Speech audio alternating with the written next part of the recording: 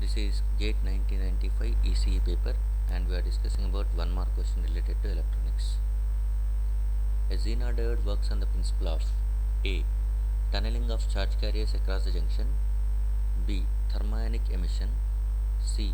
Diffusion of charge carriers across the junction, D. Hopping of charge carriers across the junction.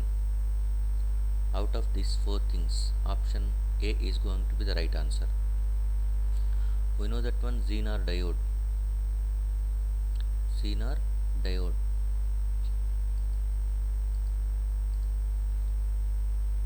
Zener diode is heavily doped silicon.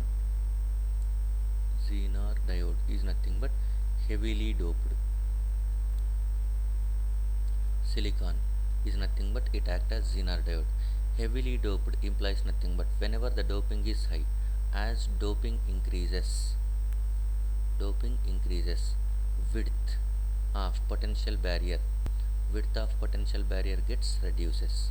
That is nothing but if you are going for the PN junction, as reverse bias increases, width of potential barrier increases, but the increase is going to be very small in heavily doped side. So potential barrier penetrates more into lightly doped side. Since the Zener diode is going to be heavily doped silicon, in that one P and N junctions are going to be heavily doped. So in this one P as well as N are going to be heavily doped, so that even if you are applying reverse voltage, by that time the change what you are getting in this potential barrier is going to be very small because of heavily doped. So that what happens, this will be remains very small because of heavily doped, such that the electrons from N side are going to be directly penetrating through potential barrier and entering into P side. Okay, and holes from P side are directly penetrating into N side. Okay, they are not hopping, so they will directly go through the potential barrier, since the potential barrier is going to be very narrow.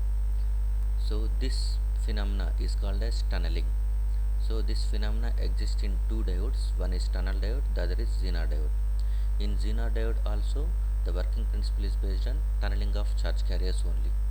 In tunnel diode also, as the name specifies, the working principle is again on the tunneling only. Tunneling implies nothing but the process of movement of charge carriers from one side to other side, going through the same potential energy level. That is nothing but they cannot hop directly, they are going through the potential barrier, as the potential barrier is very narrow because of heavily doped. Okay, so the right answer is A.